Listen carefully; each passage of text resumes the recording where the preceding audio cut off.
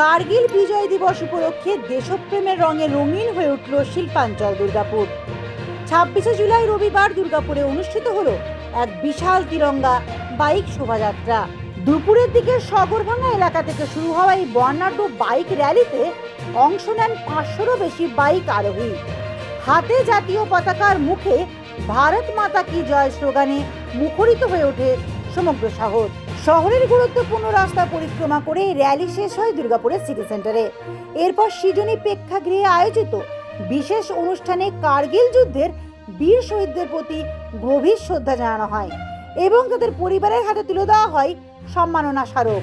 1999 সালের কার্গিল যুদ্ধের বীর সেনাদের আত্মত্যাগকে স্মরণ করে এই মহতী উদ্যোগ দুর্গাপুরবাসীর মনে নতুন করে জাগিয়ে তুলেছে দেশপ্রেম ও জাতীয় ঐক্যের বার্তা।